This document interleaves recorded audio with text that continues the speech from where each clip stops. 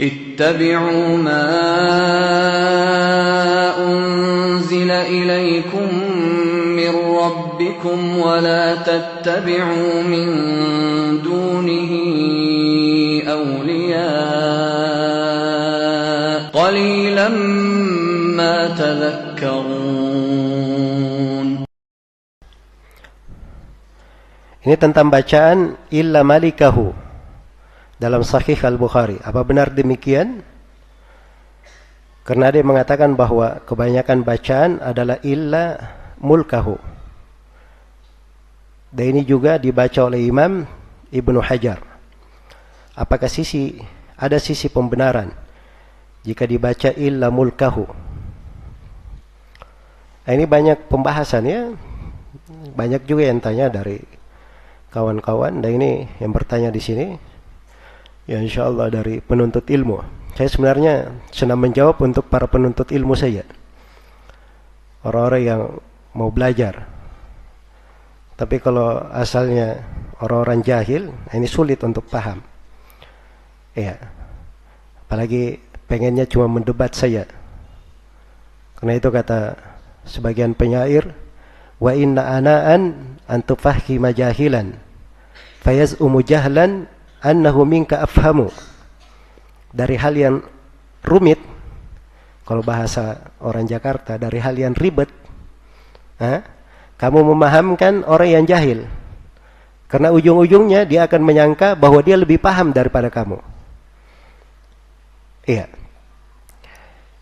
Jadi berbicara terkait dengan hal yang seperti ini, pembahasan-pembahasan ilmiah, perlu keikhlasan. Seorang perlu tajarrud kepada kebenaran, cinta kepada kebenaran. Bukan dia hanya masuk di dalam hal-hal yang tidak bermanfaat atau fanatik kepada orang tertentu. Iya. Atau hanya lihat ini sekarang lagi viral, kemudian dia ingin masuk juga membahas di dalamnya. Ini hal-hal harusnya diperbaiki. Ini terkait dengan masalah ilmu. Jelas ya? Iya. Yang pertama yang perlu diketahui, di dalam Sahih Al-Bukhari itu, Al-Bukhari berbicara tentang hal ini, itu di kitabut tafsir. Di tafsir surah Al-Qasas. Iya. Pada ayat, kullu syai'in halikun illa wajhah. Maka ada tertulis di situ cetakan, dia tertulis di dalam sebagian riwayat Al-Bukhari, illa malikahu. Ya begitu bacaan benarnya. Begitu bacaan benarnya. Bukan pada ayat wa yabqa wajhu rabbika dzul jalali wal ikram. Bukan di ayat itu. Jelas ya? Al-Bukhari tidak ada pembahasan di situ. Ya, pembahasan beliau pada ayat kullu syai'in halikun illa wajha. Di situ ada bacaan illa malikahu. Di kebanyakan cetakan itu tertulis illa mulkahu. Di kebanyakan apa? Cetakan. Di sini pentingnya seorang itu belajar. Dan dia mengambil ilmu dengan jalur talaqi. Mengambil dari guru. Jelas ya? Karena itu dari masa dahulu itu diingatkan ada golongan namanya as-suhufi. Dia cuma baca dari lembaran-lembaran saja. Tidak ngambil dari guru. Akhirnya ketika terjadi tashif atau terjadi salah baca, maka dia juga ikut salah di situ. Ikut salah. Kalau kita telusuri riwayat-riwayat, itu jarang dari para ulama yang meriwayatkan hadits mereka harokati di dalam penulisan. Jangankan harokat, kadang titiknya saja tidak ada titiknya. Di penulisan sebagian ulama hadits di masa dahulu. Terus dari mana dia pastikan? Padahal tidak ada titiknya. Nah, ini dengan jalur apa? Talaki. Dengan jalur sama, dia dengar langsung dari guru. Bagaimana cara guru itu membaca? Jelas ya? Nah, cara yang lain itu diketahui dengan penjelasan para ulama terkait dengan riwayat tersebut. Dilihat penjelasannya apa? Dilihat penjelasannya. Misalnya di Muqaddimah Sahih Muslim ada hadits di situ. Man haddatha anni bi haditsin yara annahu kadhibun fa huwa ahadul kadhibaini. Yara itu dua bacaan, bisa dibaca yara, bisa dibaca yura. Ahadul kadibain bisa dibaca kadibain, bisa dibaca kadibin. Dari mana diketahui dua bacaan? Itu dari keterangan para ulama yang menjelaskan apa? Hadits tersebut. Kalau lihat harokat, harokat nggak ada. Tergantung siapa cetakan yang mengharokati. Kalau cetakan Sahih Muslim yang dahulu tidak ada harokatnya, yang bisa menerangkan. Dicetakan Fuad Abdul Baqi itu masih mending. Dia kasih dua harokat sekaligus. Jelas ya? Dia kasih dua harokat sekaligus. Nah, ini dia pakai cetakan yang mana? Itu yang mencetak siapa? Yang memberi harokat siapa? Kamu dengar dari Sahih Bukhari itu dari siapa? Siapa nama gurumu? Gurumu dengar dari siapa? Dari siapa itu kan dilacak semua. Benar nggak cara penyebutannya seperti itu? Nah, itu kan ada pembahasannya lagi. Kalau memang benar, misalnya sudah pasti sanadnya, gurunya mendengar mulkahu. Ditanya perawi yang lain apa yang dia riwayatkan? Kan begitu harusnya. Nah, ini panjang pembahasannya.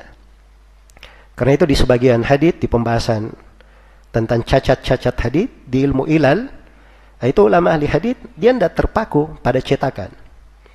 Itu ada beberapa hadits di kitab guru kami Syekh Mukbil, judulnya Ahaditsu Mu'alla Dhahiruha Sihha. Hadits-hadits yang mengandung cacat padahal zahirnya benar. Ada sebagian hal, misalnya beliau anggap bahwa ini hadits terputus. Ya, datang dalam sebuah cetakan, ternyata di tempat yang terputus pakai kata haddatsana.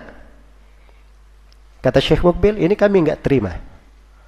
Karena buku-buku para ulama yang menjelaskan jalur-jalur riwayat semua menunjukkan bahwa dia tidak mendengar, ada perantara. Ketika dia memakai kata haddatsana di buku ini tidak masuk di dalam jalur sama kami.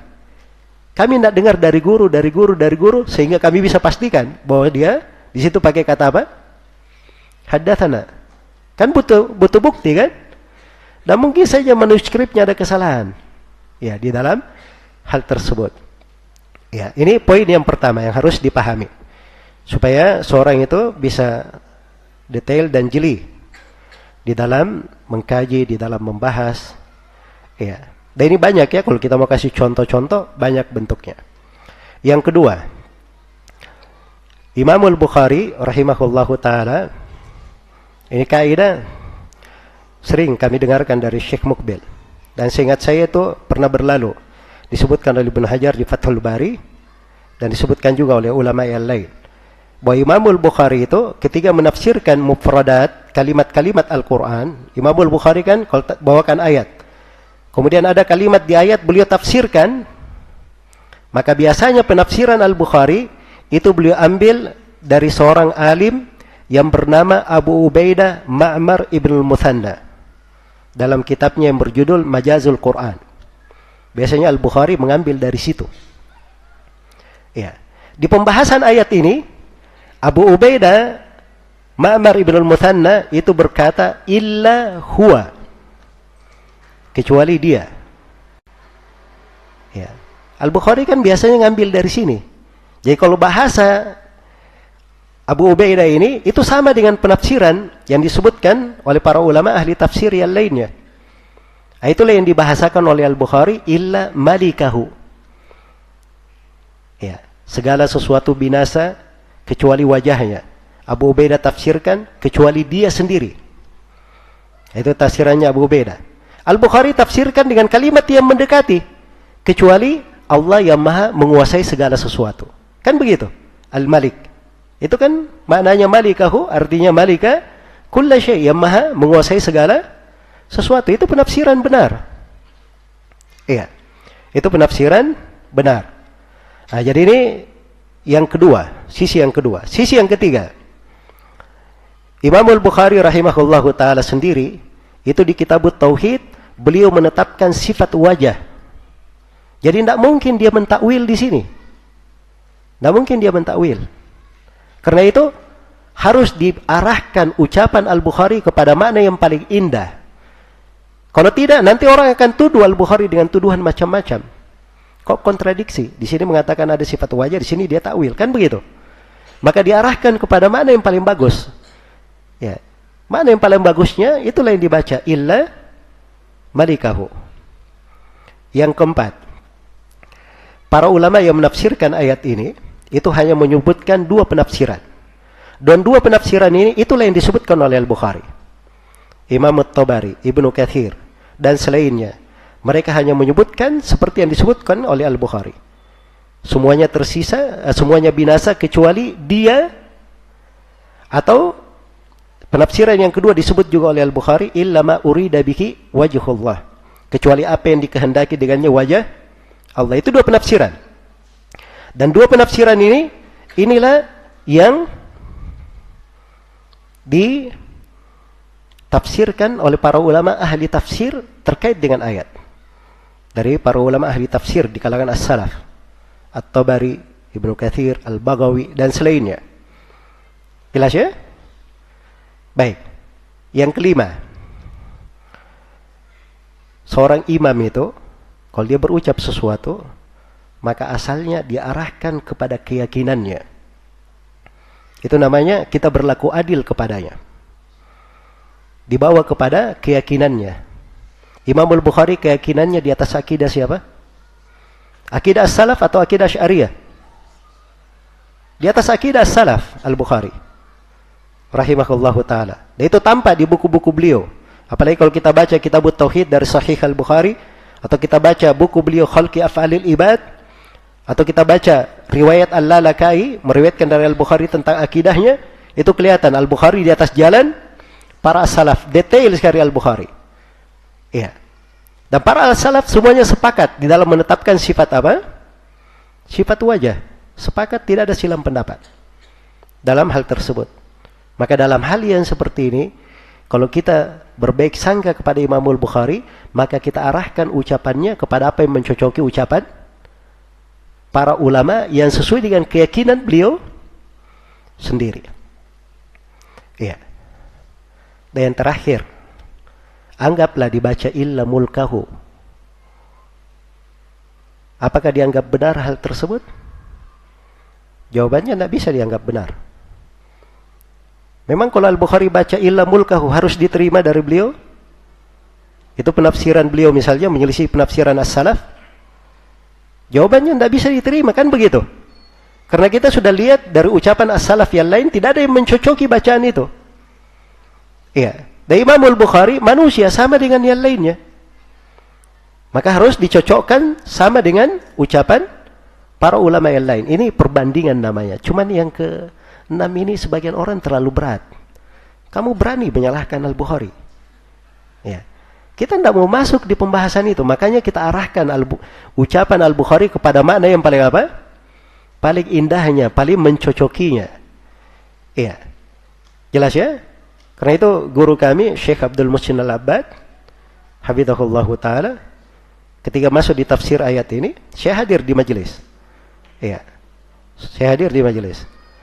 Jadi beliau, qari'nya baca di kitabut tafsir. Dibaca ayat ini. Ya. Kullu syai'in halikun illa wajhah. Qari'nya membaca illa mulkahu. Syekh menoleh. Illa malikahu.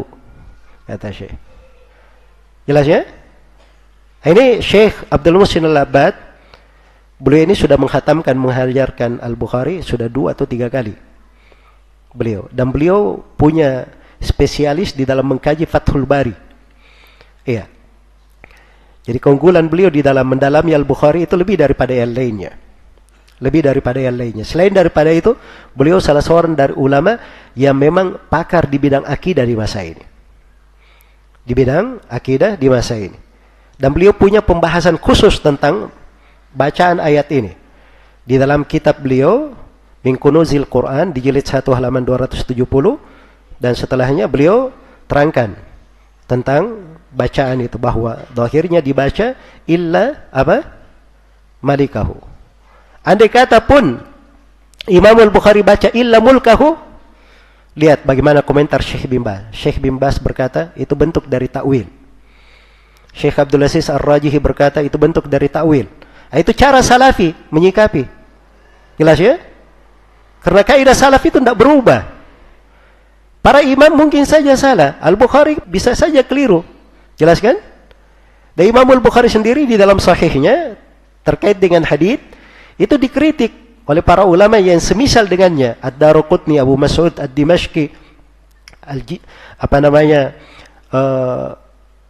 kemudian Abu Ammar ibnu Syahid, tapi ini terkait dengan Sahih Muslim ya, dengan beberapa imam yang lain yang selevel dengan beliau, ya.